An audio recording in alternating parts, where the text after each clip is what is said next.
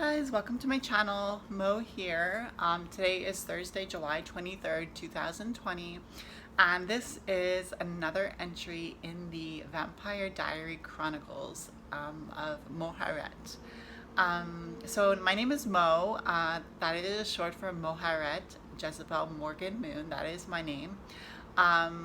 It's a witch name, but it's also a vampire name because if you haven't seen my first Vampire Diary Chronicles video, I kind of go over how I picked the name Moharet and how it has to do with a vampire and a witch both at once. So if you're new to this channel and this is the first video you're watching, you can always go back and watch the first two diary entries. But I started doing just a little bit of video recording for YouTube for you guys, and also for myself to be able to kind of use this time as a therapeutic time to actually draw a card. So I use the tarot deck, the Tarot of Vampire, and the reason why I'm saying it in French is because I feel like this is spelled in the French way, vampire, because in English it's spelled with an I, so it looks like it's spelled like in a French way. And I am in Montreal, Quebec, so I do have to speak French. So, I feel like the accent is pretty right on with the vampire thing, and using that R, rolling the R, So anyways, guys, so what these videos are about, I'll just give you a little brief summary, is that I suffer with mental illness, and so there have been times when my illness has kind of flared up and caused me to endure a lot of different experiences that have, sparked the passion that I have for vampires and the experiences of vampiric experiences, I guess I could call them, because my mind has kind of gone into like this wandering state where it hasn't always been fun. I can tell you that, but I have learned a lot. So I just want to use these documentaries kind of of my own experience with the vampire spirit and the spirit of the vampires. And I know that vampires are fictional characters, don't get me wrong. I'm not like in La La Land thinking that Lestat is really out there somewhere, drinking blood. But it's just the whole, it's everything that Anne Rice brought together in her novels about, before, any of these other vampire, fads started coming out, with that Twilight and stuff like that. Anne Rice has been around a long time, and she really brought the vampires into a romantic light, and into a light that I remember one of the books I read was The Vampire Armand, and it was the first time that I had experienced the idea of two men being in love and sharing their vampiric love with each other and feeling a sense of connection to each other through the dark gift and through their thirst for blood. So as I said, I am going to use the tarot deck, the Tarot of Vampire. And so this is the back of the deck. It's a really beautiful deck, and if you're into vampires, I would say this is one of the better decks, although I like all the vampire decks that I've seen, and they probably all just have their personality. But so far, this is the only vampire deck I own, and I really, really love it. And it comes with an amazing book. It says Phantasmagoria on the top of it. Phantasmagoria, and there's a woman vampire, but she's got a knife through her rib cage there.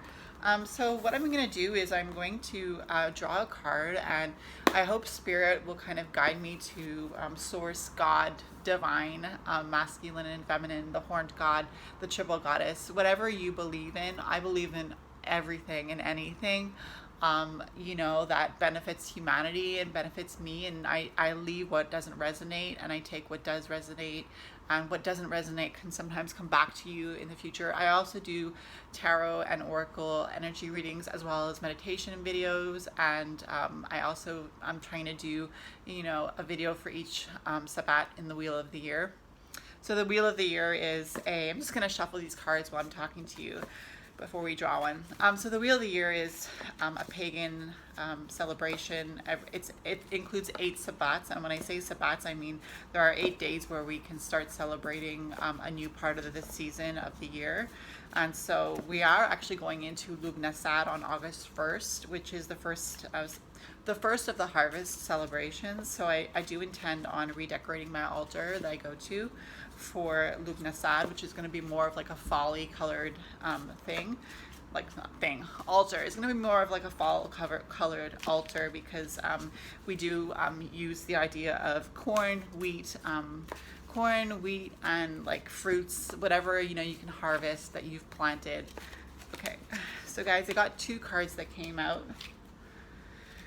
First card is 8 of Scepters. So we're gonna actually read from the book for the cards, but I see the 8 of Scepters, and I actually am thinking about the vampire Lestat in this picture, because you see a lot of passion, and the vampire Lestat is a very passionate vampire. He always follows his heart, and he lives full throttle for what he believes in.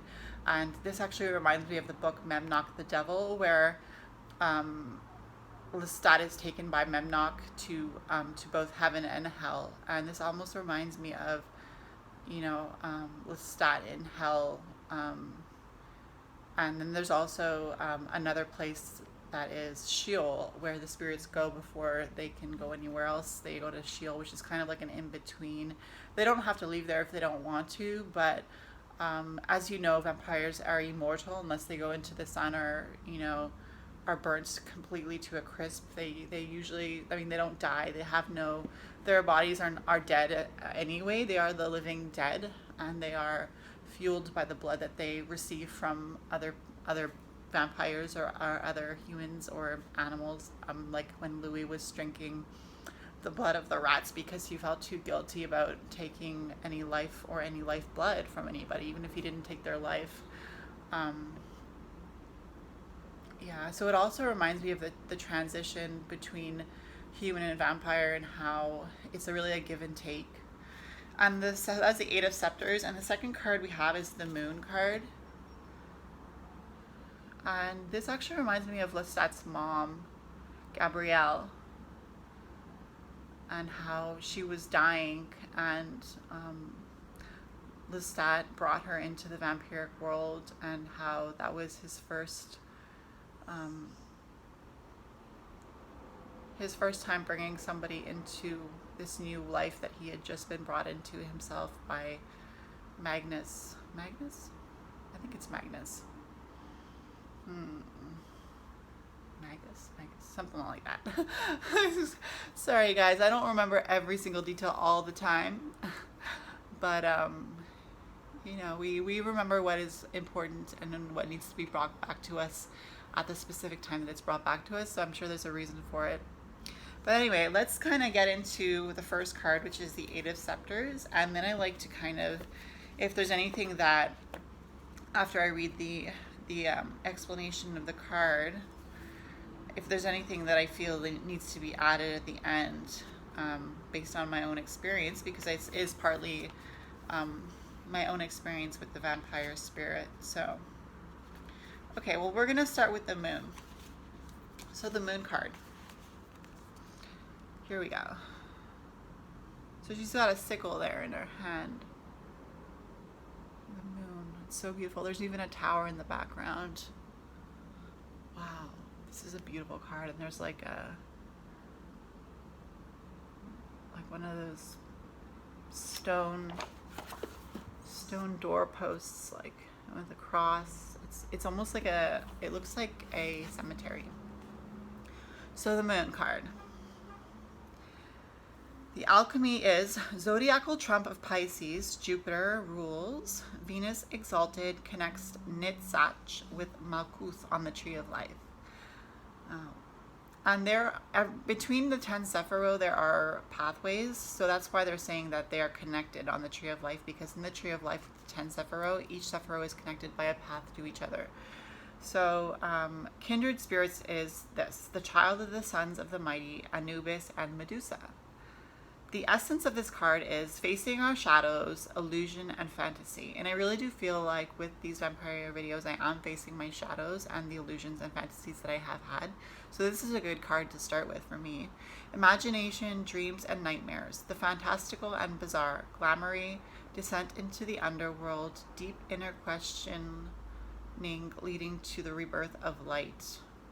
Occult knowledge, seductive sorcery, addictions, ghosts, phantoms, eerie, macabre, or cryptic, the realm of the dead.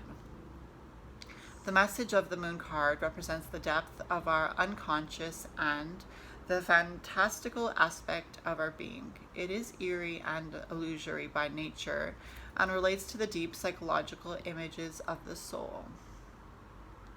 This card is often an omen that something mysterious, elusive, or intangible is contained within the issue. And guys, you can read into these cards for yourself as well if you feel like, you know, you resonate with the card that I'm holding. Perhaps as I'm reading the definition, you can kind of take some insight into your own life through this card. This may relate to the nature of the situation, indicating that there is a illusory or cryptic quality present, or that the issue is deeply woven into our unconscious.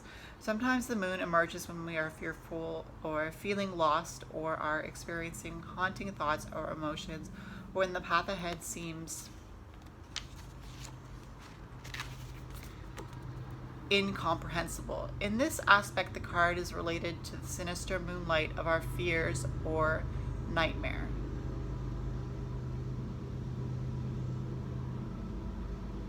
We are urged to take one step at a time along this mysterious path, to be aware of our inner science and intuition in order to pass through these mists towards the light.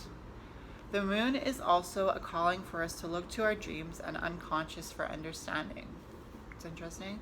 We must put aside rational reasoning and trust in the realm of our imagination. And I feel like that kind of goes hand in hand with, especially with mental illness, is that a lot of times when people are experiencing mental illness, they feel like they can't trust what they're feeling because it seems illusory, it seems fake to them.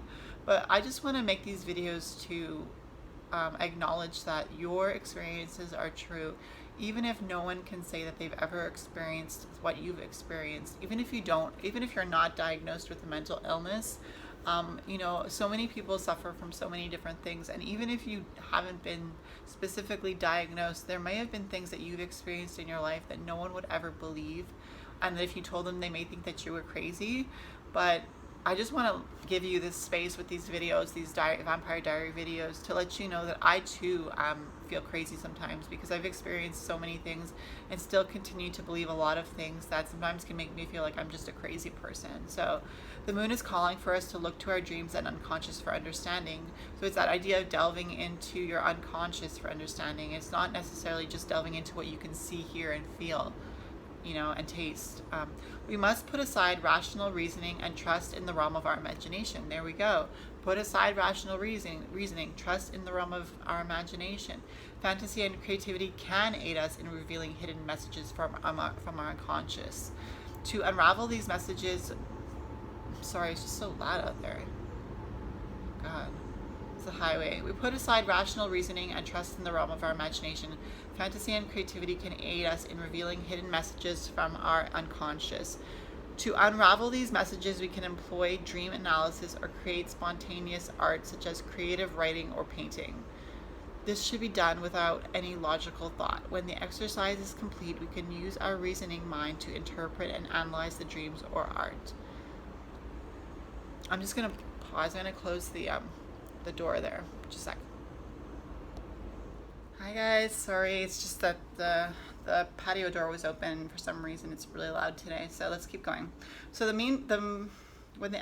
so it was talking about unraveling the messages. We can employ dream analysis or create spontaneous art, such as creative writing or painting. This should be done without any logical thought. And it doesn't have to be just creative writing or painting. It could be casting a spell. It could be, dressing a certain way for the day, and like expressing yourself through your attire that you're wearing. It could be how you do your hair. It could be the jewelry that you choose to wear. Like, creative expression is not just based on art, like like a picture that you create or some kind of statue that you're molding. It could be just any way that you express your personality. So when this exercise is complete, we can use our reasoning mind to interpret and analyze the dreams of art. The card can also be a call for us to live out our fantasies, explore the unknown, or dare to deviate from what is safe and unknown. From what is safe and known, sorry. So it's daring to deviate from what is safe and known. The moon teaches us that the night of fear and confusion will soon come to an end. We have reached the depths of despair or soul searching, and the sun will soon rise. This relates to the aspect of the card as a journey through darkness to reach the light, where we will be reawakened to the joys of life and deepest understanding. This promise of morning comes after we have delved into the pit of our fears and gained control of our shadows. And that kind of reminds me of the tale of the body thief, where the vampire Lestat wanted to make a deal with the body thief, and he wanted to experience a sunrise again. He wanted to experience the ability to once again, like a mortal, see the sunrise in his eyes, because he was never able, as the vampire, he was never able to see the sunrise and see the glory of the sun shining on the earth around him during the day. So he made that agreement in the tale of the body thief to switch bodies, to give his vampire body to the body thief, and to take the body thief's mortal body and to experience life again as a mortal. So this relates to the aspect of the card as a journey through darkness to reach the light, where we will be reawakened to the joys of life and deepest understanding. This promise of morning comes after we have delved into the pit of our fears and gained control of our shadows. These fears and shadows then reveal themselves to be just illusions that only exist because something is blocking the flow of light. Discovering what these blockages are and sweeping them aside to lead us to transformation and freedom. This requires a journey into the underworld or the unconscious, and can be a daunting experience where we must resist being led astray by shadows and illusions that are phantasms projected by irrational fears. Our own internal magic lanterns show, scaring us with nothing more than shadows. In these times, everything seems strange and unfamiliar or extraordinary. Our senses are heightened as we regress into more primal instincts. We should not fear these experiences because they cannot harm us. Rather, we can view them as an enticing ghost story that concludes with an emergence into the sun, the following card after the moon. And towards deepest self-knowledge, we will also gain greater skill in intuitive knowledge and expanded awareness. So guys, I don't know if you ever experienced anything vampiric where, it's stuff that it doesn't seem real, but this is saying that we will gain greater skills, intuitive knowledge, and expanded awareness if we just go towards our deepest self-knowledge and trying to understand why we've experienced certain things that maybe other people would think were unreal. In many cases, the moon card is a sign that we are feeling lost or wandering aimlessly, and that we must find our way back to our path and clarity of purpose. Although this card is shadowy and peculiar, it is not always disturbing, as it can be bewitching and has tremendous power to inspire creativity and visualization and to enhance psychic abilities. So the analysis and symbolism of this moon card, with the woman in it in the graveyard with the castle behind her and the moon and her sickle, and she's like a vampire bride. The analysis and symbolism is this: the chilling moon hangs like an omen over an eerie path of poisoned mists. The mysterious light it casts, which is in brackets the unconscious, is the only guidance we have into the depths of our soul. The narrow path leads up between confining tombstones, which is in brackets the underworld, towards the cathedral, which is in the background there. The sanctuary and eventual escape from our fears into the twilight of day. And that reminds me of the time when Louis and his mother Gabrielle went to the church and they hid underneath the altar in the Catholic Church, because it's saying that they're going towards the cathedral, the sanctuary, and eventual escape from fears into the twilight of day. So it's a way of escaping. So the narrow path leads up between confining tombstones, which is in brackets the underworld, towards the cathedral, the sanctuary. So it's the idea of the cathedral as being a sanctuary for the vampire, and eventual escape from our fears into the twilight of day. So the idea that you, as vampires, we are afraid to go into the light of day. The vampire bride represents our confrontation with our shadows and a personification of the fear surfacing from the unconscious. So that's what the vampire bride in this picture signifies. She represents the confrontation with our shadows and a personification of the fear surfacing from our unconscious. Her ethereal gown illustrates the fear of being swallowed by the realm of the dead and our inner darkness. So that idea that our dark sides are bad. Everything is intangible and sinister for the ego. So that's how the ego sees our darkness, is that it is intangible and sinister, whose only guide is the bewitching moonlight. So that's how our ego is guided, by the subconscious moonlight. In her hand, the bride holds a blood-stained sickle, its moon-shaped blade, a symbol of dark intrigue. She has become the bride of death, a mirror of nothingness and illusion. And it's so sad. It's just like, it sounds so sad, but that is really what the vampire's life is about. It is midnight, the very depth of darkness, and the axis where the deepest loss ignites the flicker of promise towards escape into the twilight. Like a pupa within a cocoon, she has become only intangible substance, yet to be reduced to this pulp of nothingness is the process of metamorphosis that transforms her into a new form. So that idea that becoming nothing somehow is what brings you into a new being, into a new beginning. And that's kind of like when the vampire dies, because that's what's happening when the vampire is turning. Let's say a vampire wants to make someone else a vampire. They are taking their lifeblood, not to the last drop, but to the last heartbeat, and then returning that blood to the person who has reached their last heartbeat in order to reinfuse them with life. And that is the transfer of life from vampire to vampire. So it says, like a pupa within a cocoon, she has become only intangible substance, yet to be reduced to this pulp, which is the idea of almost being left for dead. The pulp of nothingness is the process of metamorphosis that transforms her into a new form, so into a vampire. She emerges as a moth, reborn, enticed and directed by the moon into the light, which is the light of the moon. She emerges as a moth, reborn, enticed and directed by the light of the moon. She has journeyed into the underworld, which is saying that she has basically been at the door of death,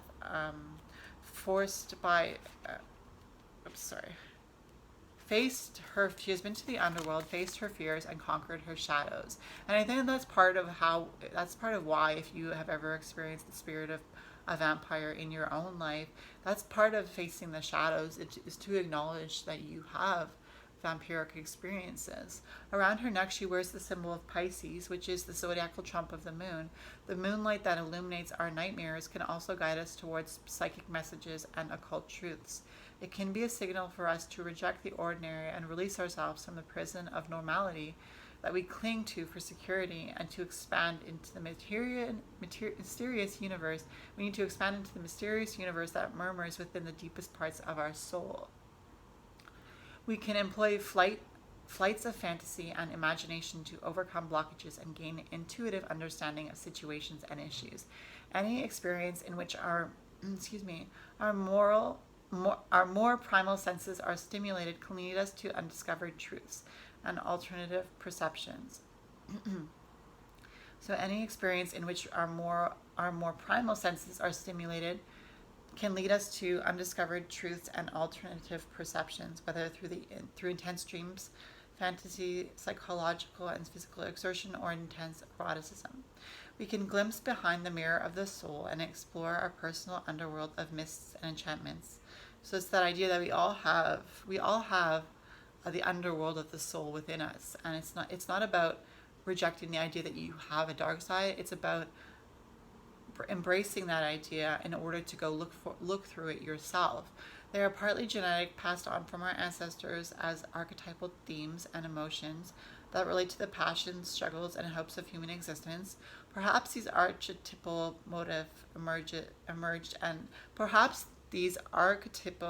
motives emerged and evolved from a need to understand the world around us and our place within it, like a spiritual map, expressed in myths and stories. And that's the idea that the idea of a vampire is a myth.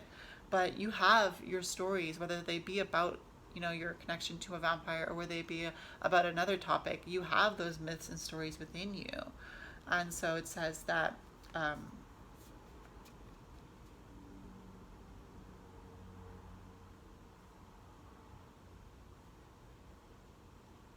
so it says, they were also pathways to explore and decipher mysteries of the spiritual realm, the myths and stories that we have.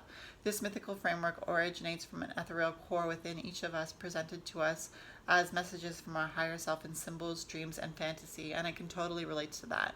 The idea that I've had so many fantastical experiences. Not only is this deeply woven web a map of our metaphysical landscape, it is the language of our unconscious, which speaks directly to us through symbols, events, and seeming coincidences in our everyday lives. This synchronicity is purely natural, nature at its subtlest, most formless beginning. The foreshadowing and unfolding of our reality, as well as unique messages from our personal psyche. And the shadow of this moon card is this. The shadow of the moon can appear as phobias, primitive fears, morbidity, superstitions, or anxieties. When in this aspect, it can also indicate that we are giving into our fears or refusing to face our shadows. Sometimes by not incorporating our shadows sensibly into ourselves as a whole, they can poison our heart or mind. That is the idea that is behind these diaries, vampire diaries, is that I want to release these ideas so that they don't poison my mind and my heart. This can lead to addiction, drug abuse, bewilderment, or eventual lunacy. By not containing and controlling our own fears, shadows, or darker natures, we may project them onto others, making others the scapegoats for our poison through self-deluded morality. We may be urged to overcome our guilt or face up to our actions with honesty and sincerity. Perhaps we are bewildered, losing our direction and purpose, or are feeling confused and disoriented. In this case, we should take one step at a time until we regain balance and perspective. Other negative qualities of the moon include lies and deceit, self-deception, hallucinations, depression, derangement, and insecurity. So that's all evident when we suppress those dark sides. Those negative qualities of the moon come up within us. So religious fanaticism, hysteria, venomous slander or gossip, paralysis, self-harm, suicide, or murder are the extremes of the moon in shadow. And I guess I'm interested in telling you that I'm not a psychologist. I'm reading from this book, Phantasmagoria. Ian Daniels wrote this book, and I totally agree with what he wrote. But I'm just want to say that, like, if you really feel like you have some sort of mental illness or you need medication for depression or whatever, it's not about always healing yourself with your own capabilities. It could also be about going out and seeing a psychologist or a psychiatrist and getting some therapy. We all go through this, and it's nothing to be ashamed of. So the second card we had was the Eight of Scepters. That picture that reminded me of Lestat, although Lestat's hair is blonde. This kind of could also be Armand. And I did speak about Lestat and Armand and how they had, in the Vampire Armand book, the novel by Anne Rice, The Vampire Armand, about how they exchanged the lifeblood within them to each other in their loving embrace. And that was the first time that I ever really experienced the idea of homosexuality. And I don't know if that's a bad thing to say, homosexuality, if that's a bad word these days. But that was the first time that I experienced that idea of two men together in love. And I thought that was the most beautiful part of the whole book. Out of the whole book, The Vampire Armand, which I read when I was in my early 20s, I remember that scene that Anne Rice described of both Armand and Lestat being in love and sharing their love with each other was just such a beautiful description, and it really made me see things differently. And so I'm just looking for the Eight of Scepters in the Phantasmagoria book. Comment down below if you feel like you resonate with anything I'm saying, if you feel like it makes sense to you in some sense. I'm almost there, guys. Seven of Scepters. Here we go. The Eight of Scepters. I hope you're enjoying this video. So this is the Eight of Scepters, and it's with that vampire with the long black hair who's got like, oh my god, he's so beautiful. Look at that. He's got a rose around his neck, and he's got this belt of like coins hanging off of him. He's got a nice body, you know, well defined. I really feel like that's the essence of the vampire. It's just that, you know, they take good care of themselves they took good care of themselves in their mortal life, and then they've been brought by, you know, a vampire who falls in love with them into the immortal life. So the Eight of Scepters, alchemy is Mercury and Sagittarius, splendor, which is in brackets Hod, of fire, rhythm of spiritual creativity, and the kindred spirits are Nathahia and Haya. That's so interesting. I guess the kindred spirits could be like maybe some sort of angel or demon. The essence of this card, the Eight of Scepters, is this: the rhythm of will, swiftness, rapid action, quick developments, high frequency, a grand finale, which this really does look like a grand finale. You're like, wow, this actually even reminds me of the vampire, Anne Rice's vampire Lestat in her book, where Lestat was gonna become a rock star. And this really looks like it, but I mean, it also looks like Armand with the black hair, because I do believe that Armand had black hair. Anyway, essence: the rhythm of will, swiftness, rapid action, quick developments, high frequency, a grand finale, motion, speed, and purpose, receiving important messages, problem solving, intense flow of thoughts or creativity, excitement, travels and discoveries, realization of a spiritual truth and clarity. And I feel like that comes really well with after the moon, which, because we're realizing spiritual truths and we're getting clarity through the moon card, and this card is representing that, and it's letting us know that that's what it represents: help and support from others. And I really feel like I want my channel to be a channel that helps people to support each other and allows me to support you guys as well. So the message of the Eight of Scepters is this: the message of the Eight of Scepters is rapid, direct action. Its aim is to overcome hindrance or misunderstanding. This energy is electric, a lightning rod of intense and sudden active power. It sets events in motion like a shockwave of activity. It may be that events or activities related to the question will suddenly intensify. We should prepare ourselves for this increased momentum, because events can move so fast that we may find it difficult to catch up with them. However, it is important that we don't disrupt the flow of energy, because we may alter its trajectory. That is, unless we want to change the direction. In brackets, we should ride the wave and keep a clear vision of its conclusion. So which direction are we going in? The card can be telling us that now is the time to make our move. Having developed our idea or set our goal, we must now drive forward with rapid movement and direct energy. And so that's just bringing to mind for myself, what is my idea and where do I want to go? And maybe that is the question for the day, for this diary, is where do I want to go? What is the direction I'm going in, and what is it that I'm trying to create for today and for the days ahead? So so it says the card can be telling us that now is the time to make our move. Having developed our idea or set our goal, we must now drive forward with rapid movement and direct energy. So just go for it. In readings, this card is sometimes a message that now is the time to declare ourselves or to make our actions and motives clear. Alternatively, the card can be urging us to grasp at an opportunity. Even though we are unsure of the outcome, we must take a deep breath and plunge into the rapids of the everlasting. Perhaps there are things in our lives or in our inner thoughts or beliefs which are impeding the flow. Now is the time to remove such obstacles from our path. All the elements are in place and are moving us towards our destination. In order to reach our goal, we must not hesitate, and we must allow ourselves to be carried along with the quick flow of events. So just as he's already started moving to, come down with that crucifix, it's going to happen. He's already made the move to leap into the air, and now it's just about watching it come to pass. Perhaps there are things in our lives or in our inner thoughts or beliefs which are impeding the flow. Now is the time to remove such obstacles from our path. All the elements are in place and are moving us towards our destination. In order to reach our goal, we must not hesitate, and we must not allow ourselves to be carried along with the quick flow of events. That is standing your ground. The Eight of Scepters sometimes indicates that we are soon to meet people or situations which will increase the pace of our life. We may experience or read something enlightening, or a friend may help us find a solution which completely alters our perception or allows rapid progress in a situation. In reference to relationships, the card indicates a whirlwind romance, sudden and intense passion or feelings of euphoria or lust. And the analysis and symbolism of this beautiful card is the painting shows a male vampire discharging a swift and deadly attack. All his fiery energy is condensed into the action and motion of his strike. You see, he's really got a lot of power behind him.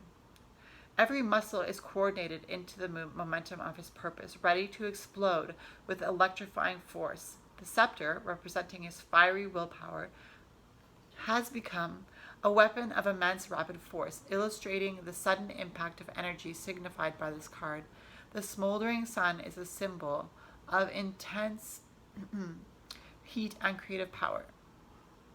He is bare-chested as an indication that the high velocity of the attack is not impeded by any needless hindrances, and that the power is direct and open, not defensive in any way. The power is direct and open and not defensive in any way. The arrow is a symbol of Sagittarius. There's an arrow there. The arrow is the symbol of Sagittarius, which is the ruler of this card, along with the 9 and 10 of scepters. The planet of communication, Mercury, is closely related to this card, which tells us that this is a card about messages. Mercury is the planet of the magician and Shokma, and relates here to channeling the message or the original will, which is in brackets the Ace of Scepters, into the sphere of our own energy. The force of the Eight of Scepters refers to speech, ideas, and communication at high velocity, a force like the rapid vibration of electricity and the activity of brainwaves. Recent scientific discoveries suggest that all material things are made up of vibrating particles of energy. The activity of this card can be likened to the electrical vibrations of atom constituting matter. As all the eights are relatively close to the bottom of the tree of life, physical manifestation, these vibrations are the energies that shape matter. In the Eight of Scepters, the element of fire has been stabilized and has clarity. This is the sense that they have maintained a vibration structure and that the original idea or concept has found its frequency and rhythm. We can tap into this kind of energy to give form to our creativity and ideas and to achieve our goals. This vibrational activity holds things together, not only the matter in the universe, but the realities and activities in our lives. The card can apply to memory formation and processing information or sudden flashes of inspiration. It can also indicate the arrival of news or information or any intense flow of thoughts or creativity, intellectual communication, or a dazzling idea. The shadow is this: slow progress or delays, a lack of activity. So the shadow is the opposite: hesitation, a time of waiting, laziness and despondency, lethargy, apathy, hindrances, neglect, misunderstandings or lack of communication, reluctance, narrowness of vision or ideas, superficiality, rushing into a situation without thinking of the consequences, and theft. So that's the idea that, we can tap into this energy, and it's the energy of the moon card, which I had. Excuse me. Sorry guys, I'm talking too much. The moon card is that subconscious within us, and for me is that subconscious in this video of the idea that I've experienced vampiric episodes. And then this is the card that says it's time to move and to go, and it's kind of like an affirmation for me, which says that I am moving in the right direction by creating these videos about vampire experiences. So I just want to say that I really appreciated making this video for you today. I know I didn't really go into very many vampire experiences as far as things that I've experienced in the spiritual flesh of who I am, but I did go into a little bit of the videos, the video, because there is a video interview with the vampire that Anne Rice helped create. But I also I want to keep reading more of the Anne Rice novels, because I stopped at the vampire Armand, and I'm reading it now, But I encourage you, if you're interested in vampires and you're interested in these Vampire Diary Chronicles that I'm making, to actually kind of maybe watch the Interview with the Vampire movie, or start to read, Interview with the Vampire if you want to read them in order, which I suggest.